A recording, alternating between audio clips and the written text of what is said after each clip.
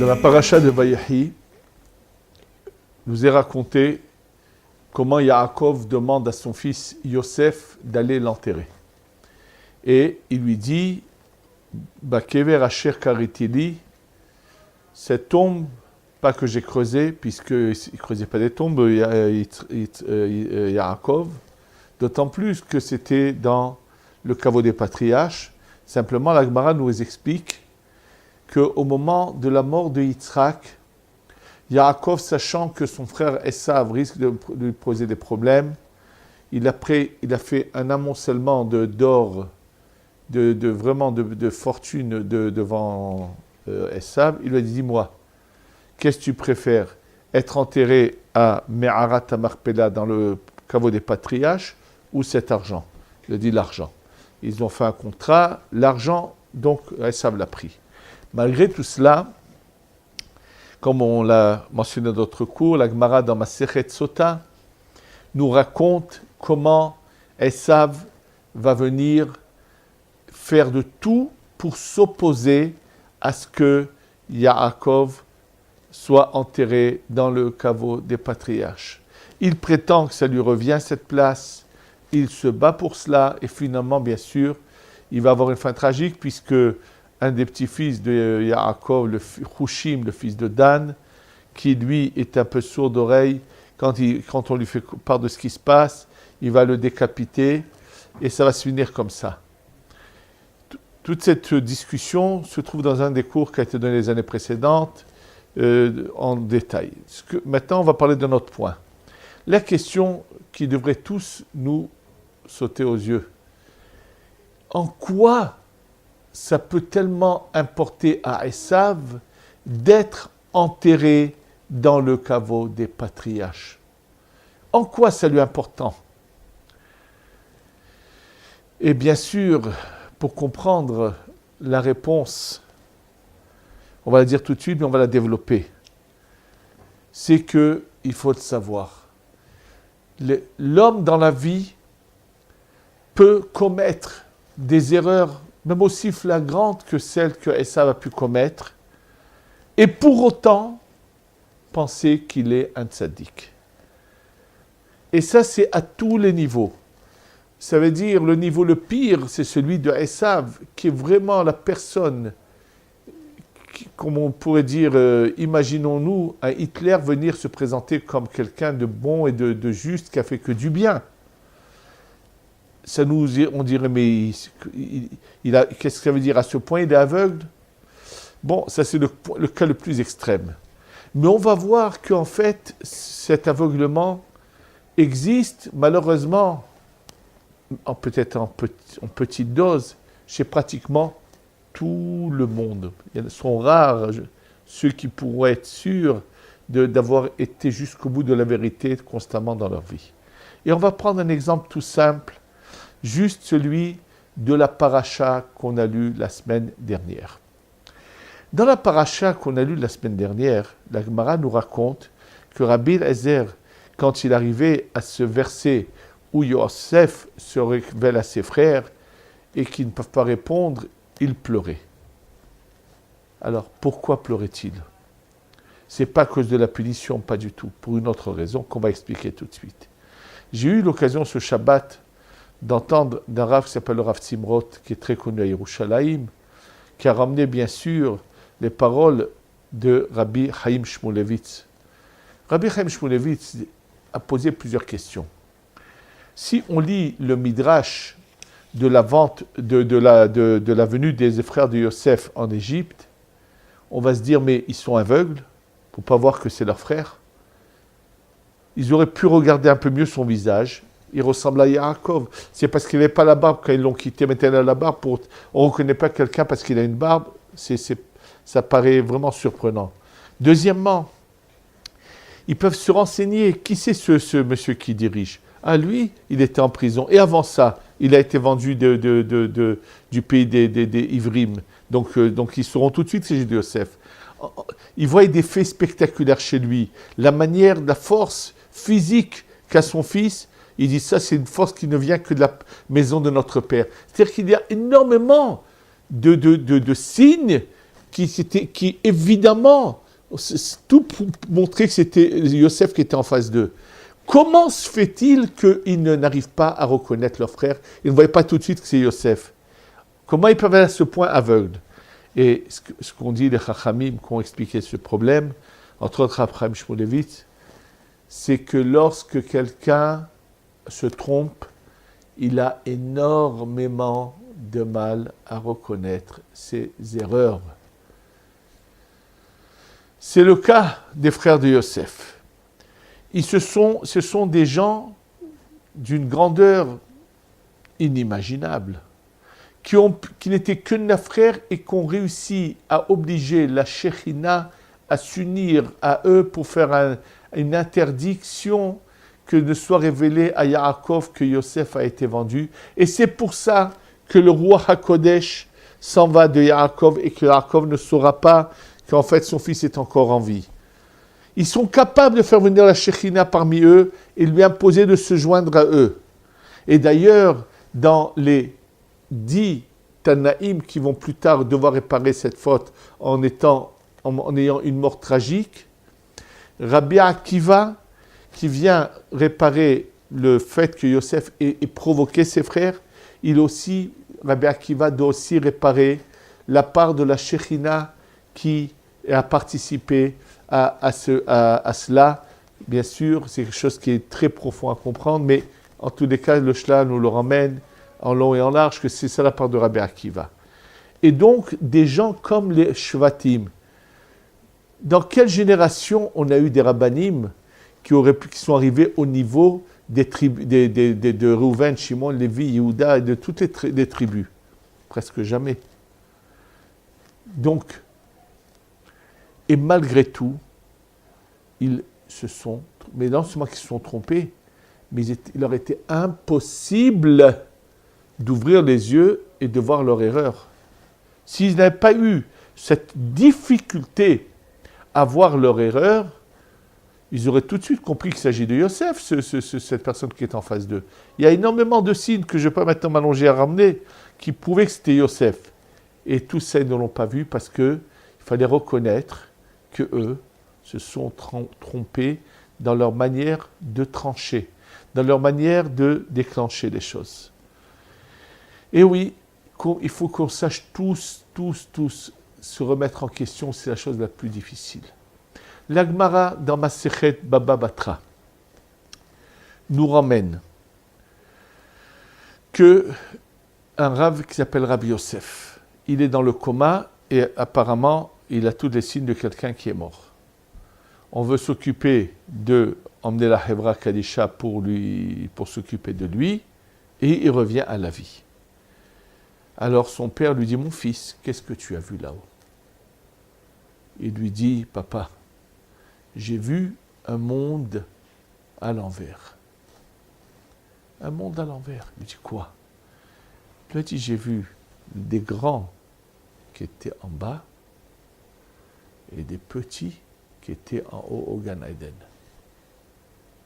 C'est-à-dire que là-bas, dans le monde de la vérité, tout d'un coup, pour Rabbi Yosef, qui est naturellement encore jeune, puisque son père va après lui expliquer, il va lui dire, mon fils, tu as vu un monde juste et droit. Mais pour lui, qui est habitué que les plus populaires sont les plus grands, c'est plus connu. Et quand il arrive là, il monte là-haut et qu'il voit ceux qui étaient tellement populaires, il les voit en bas. D'ailleurs, juste dans cette image de la Gemara, un grand Talmid Chacham vient de me dire que dans des écrits du Hida, il écrit sur quelqu'un qui avait un très haut poste, très haut niveau à l'époque du Hida, et dans le rêve, on lui montre qu'il n'est pas aussi grand là-haut qu'il est aussi grand en bas.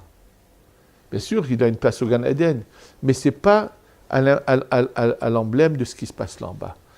On voit la même chose dans Tana Debe Eliyahu, dans ce que Eliyahu Hanavi nous a écrit, qui dit Yoshev Beseter Elyon, qui veut dire Yoshev Beseter Elyon, qui est assis dans le secret et le plus haut, dit Tana de Beliaou, tu sais qui va être assis comme ça dans la place la plus haute près d'Hachem au Gan Eden? Celui qui, dans ce monde, n'est pas connu, est dans son coin tout seul, à se donner à Hachem, à servir Hachem et à étudier la Torah jour et nuit dans son coin, et c'est lui qui là-haut est au plus haut niveau. Un exemple qu'on peut voir aussi dans l'histoire, pour continuer le sens de cette Gemara, un tzaddik comme Rabbi Yehonatan Aibeshitz. Rabbi Yehonatan Aibeshitz est connu aujourd'hui. Personne ne remet en question la grandeur du tzaddik qui a été Rabbi Yehonatan Aibeshitz, qui n'étudie pas ses livres. Et malheureusement, un des grands rabbanim de sa génération l'a combattu, a parlé contre lui. Et c'est clair qu'il s'est trompé. Et le jugement de Dieu, nous ne savons pas ce qui a été fait, mais c'est clair qu'il s'est trompé. On peut voir aussi quelque chose qui est en rapport avec ce qui s'est passé pour Rabbi Yonatan Aibeshitz. Pourquoi il a eu on s'est mis à le soupçonner d'être un adepte du faux Messie Shabbatai Tzvi. D'abord, on va raconter ce qui s'est passé avec Shabbatai Tzvi, et après on va expliquer pourquoi il a été soupçonné. À l'époque, il faut savoir que Shabbatai Tzvi n'était pas un homme quelconque au départ. Shabbatai Tzvi est un illustre Talmid Racham, un illustre personnage qui est très très fort en Torah, qui connaît tout dans la Torah. Ça veut dire le côté caché, le côté du pshat, tout vraiment. Il arrive à un niveau inimaginable, puisqu'on va le savoir plus tard lorsque Rabbi Yehuda Aftaya, ce grand Mekoubal, qui a eu l'occasion de retrouver chez quelqu'un chez qui, malheureusement, pendant qu'il a erré Shabbatai Tzvi, va rentrer dans une personne qui habite à Bagdad, qui s'appelle Bechor, et quand Rabbi Yehuda Aftaya va s'occuper de ce Bechor qui a un dibouk, un roi en lui, il va découvrir ses Shabbatai Tzvi et il va le questionner. On ne s'imagine pas à quel niveau il était avant d'avoir trébuché. Et malheureusement, quand il a trébuché, combien de gens il a entraîné dans sa chute. Selon ce que les historiens qui en parlent, il s'agirait de 150 000 juifs ont quitté le judaïsme et sont allés vers l'islam à la suite d'avoir suivi Shabbatai Tzvi. Et sachez que lorsque il s'est révélé en Turquie et qu'il a fait croire qu'il était le Mashiach, le Taz, le Touré Zahav, un des rabbanim d'Europe, demande à son gendre, le Magen Avraham, d'aller lui rendre visite et de revenir pour lui dire ce qu'il a vu. Et lorsque le Magen Avraham arrive donc à Izmir, en Turquie, il rencontre Shabbatai Tzvi, et Shabbatai Tzvi lui dit « Comment ça se passe dans votre ville? Vous avez des problèmes ?» Alors il dit « Oui, nous avons un gros problème. Il y a un curé dans la ville qui est très antisémite, qui nous fait énormément de souffrance à la communauté juive. C'est inimaginable, il lui raconte les innombrables souffrances que subit sa communauté. » Il lui dit « Ah oui, comment il s'appelle ?» Il prend le nom, et Shabbatai Tzvi se baisse, déracine une botte d'herbe, et il lui dit « Voilà, maintenant, cet instant, ce curé est mort. » Le Magen Avraham prend le jour, l'heure, et bien sûr, il est époustouflé du miracle. Il est en extase. Donc pour lui, il a en face de lui le Gadol Hador, le plus grand de la génération. Et il se dépêche de retourner vers son beau-père pour lui raconter, j'ai découvert le plus grand tzaddik de la génération. Et lorsqu'il arrive chez son beau-père et qu'il lui raconte les faits, son beau-père lui dit, c'est clair que c'est un sorcier et non pas un tzaddik. Il dit, oui, pourquoi? Il lui dit, parce que c'est marqué pour le Mashiach, Ve'ericho, qu'avec seulement sa bouche, il pourra tout savoir sans faire de geste.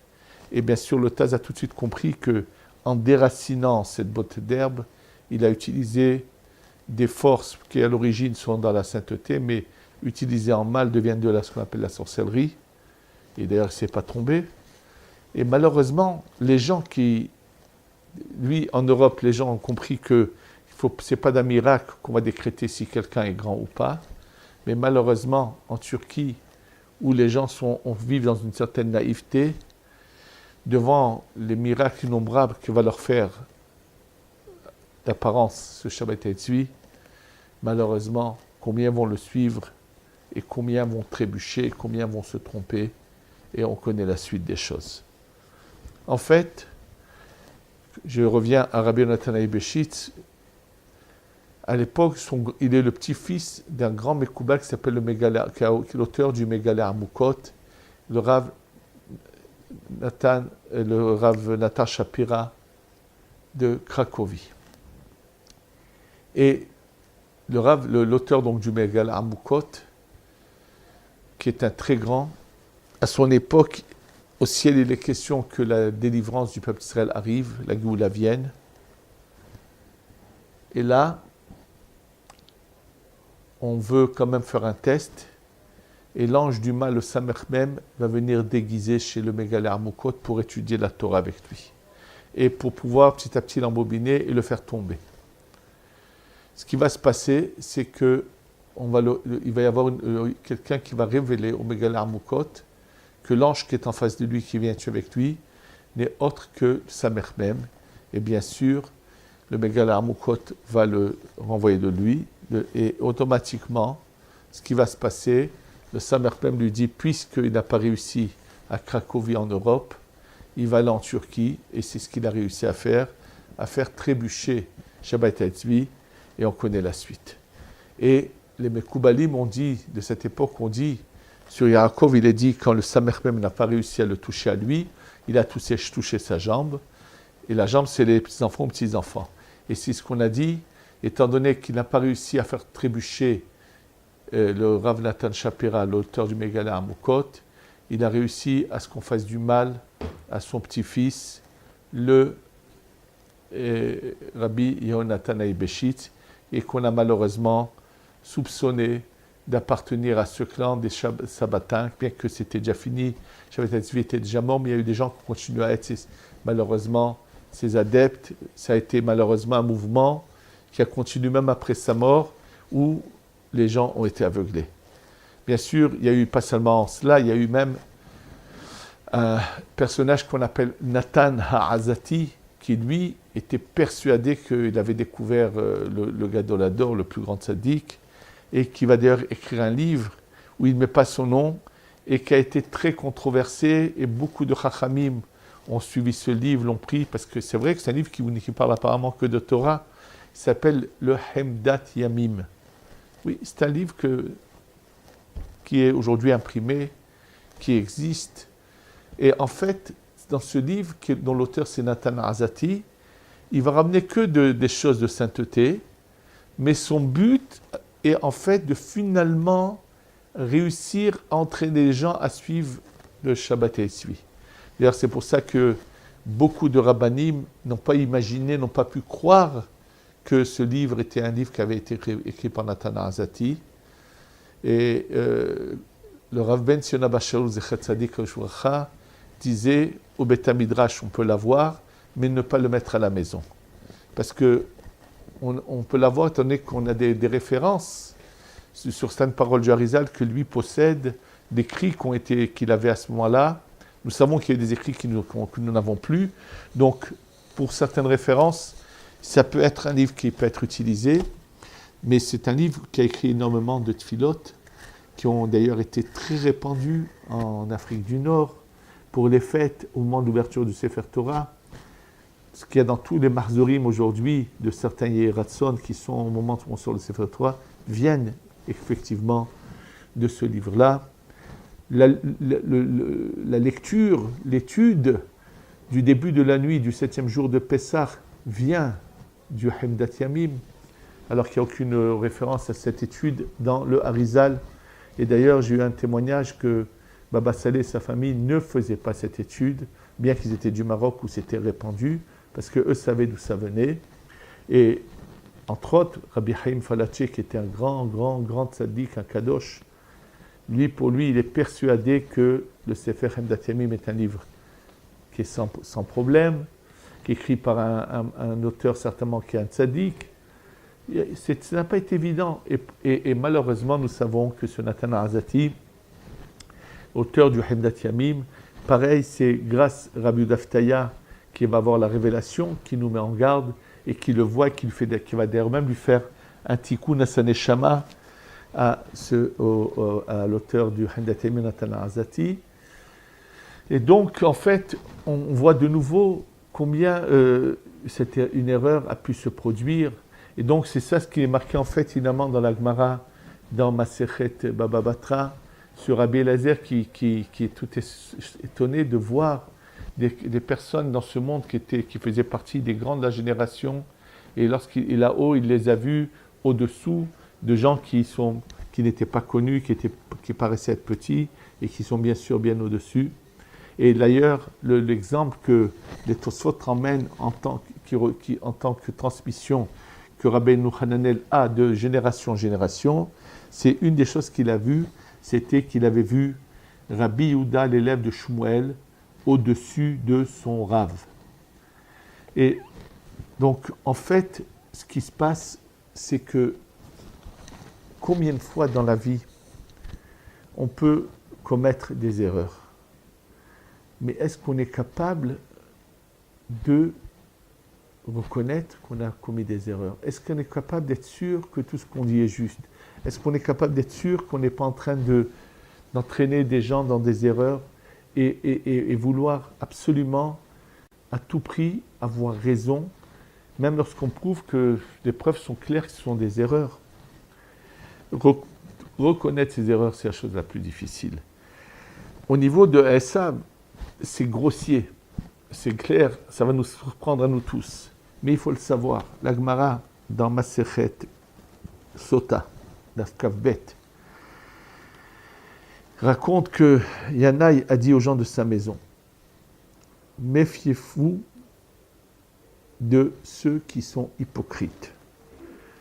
Chez Ma'asehem ke Ma'ase Zimri, ils font les mêmes erreurs qu'a fait Zimri ben Salou. Zimri ben Salou, lorsqu'il a pris cette femme de Midian, Zimri ben Salou avait 80 ans, c'était un des sages de la génération des sorties, de ceux qui sont sortis d'Égypte dans la génération de Moshe Rabbeinu, un des tzadikim, et il était persuadé que ce qu'il faisait c'était une mitzvah, puisqu'il va aller même discuter avec Moshe Rabbeinu. Toi tu as pris Tzipora, mais moi je fais une mitzvah en prenant cette femme-là.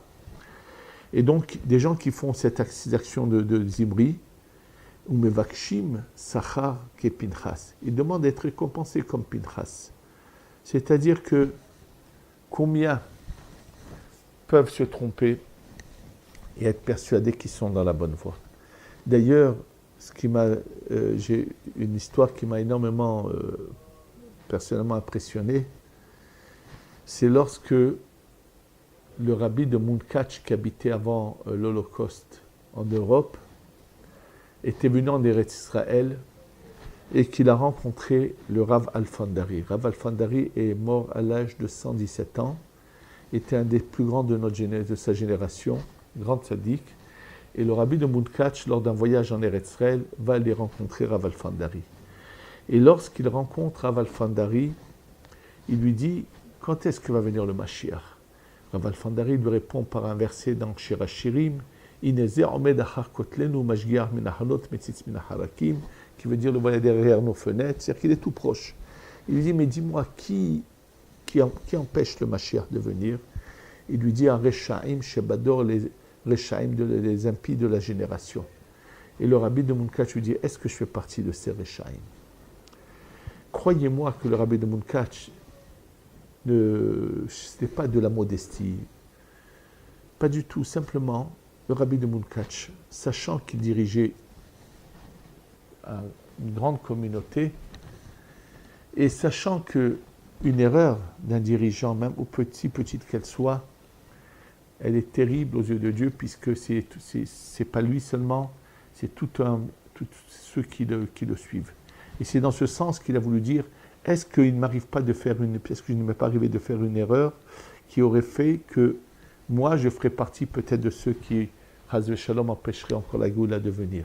Alors, bien sûr, Rav Alfandari lui a dit non, c'est pas ton cas, mais juste l'idée est merveilleuse. Et ce qu'il faut qu'on apprenne, c'est comment savoir se remettre en question et penser, est-ce qu'on n'est pas en train de commettre des erreurs? Comme je l'ai entendu une fois, un Cohen qui a dit que lui, il allait aller quelque part sur la tombe d'un certain tzaddik, et il avait décidé qu'il allait rentrer sur sa tombe. Alors on lui a dit, mais tu sais, c'est interdit. Interdit pour un Kohen d'aller même sur les tombes des tzaddikim. Et ça ne le dérangeait pas. Pour lui, puisqu'il avait décidé que c'est ce tzaddik qu'il allait suivre, donc ça y est, tout lui était permis, et il pouvait aller même en tant que Kohen sur la tombe de ce tzaddik. Alors qu'il savait très bien combien de fois Rav Ovadia a ramené l'ensemble des décisionnaires que ce qui est dit, c'était qu'à l'époque de Baalei Tosfot, un des élèves de Rabbeinu Tam, qui était Kohen, s'était occupé de sa kvoura, il dit c'est au moment de l'enterrer qu'il s'était occupé. Mais ce n'était pas qu'ensuite il allait sur sa tombe régulièrement, pas du tout. C'est quelque chose qui est évident que dans la halakha, ce n'est pas toléré. Et cette personne-là le savait pertinemment, et pourtant, il n'en a pas fait cas. C'est un exemple. C'est-à-dire que des fois, on rentre dans un système où on pense qu'on est les meilleurs, les plus grands, qu'on appartient aux meilleurs, et on est tellement aveuglé par quelque chose qui n'est pas un mensonge qui est en nous, qu'on n'est plus capable de voir la vérité, et que c'est pour cela que la Gemara nous raconte que ce Rabbi Yosef, on l'a fait partir là-haut un instant et revenir pour raconter à toutes les générations que ce n'est pas ceux qui paraissent les plus grands ici qui seront les plus grands au Gan Eden, et que là-bas, c'est justement ceux qui étaient des fois cachés ici le sont aussi là-bas. Et c'est le cas, par exemple, j'ai entendu un élève du Rashash, Rabbi Shalom Sharavi, qui s'appelait Rabbi Haïm de la Rosa, très très grand Mekoubal. Et je me disais toujours, comment se fait-il qu'après la mort du Rashash, ce n'est pas lui qui a été mis à la tête de Beth El? Et tout simplement, c'est parce qu'il se cachait dans ce monde. Et on vient aussi d'en prendre dans un livre d'un Rav qui a vécu une 50aine d'années, qui avait des révélations, où on lui a révélé que là-haut aussi, il est caché. Ça veut dire que finalement, ceux qui sont cachés sont très hauts près d'Hachem, et que finalement, combien il faut se travailler toute la vie pour arriver à être constamment dans le Hémet, et ne pas chercher à aller d'après des choses qui nous apporteraient sans qu'on se rende compte de l'honneur. On veut se calmer notre conscience par toutes sortes d'histoires à dormir debout, et ne pas chercher des fantasmes et du sensationnel, mais chercher que le Hémet, et ce n'est pas évident d'y arriver. Si les frères de Yosef ont pu se tromper, à plus forte raison, combien nous devons savoir nous travailler et chercher à être Hémet. Et pour cela, il faut complètement annuler tout ce qui est kavod. Il faut un long travail. C'est en demandant à Kadosh Baruch Hu, en se rapprochant au maximum de Kadosh Baruch Hu, qu'on aura peut-être la chance d'être dans le Hémet et de suivre le Hémet toute notre vie. Amen, ve Amen. Yerushalayim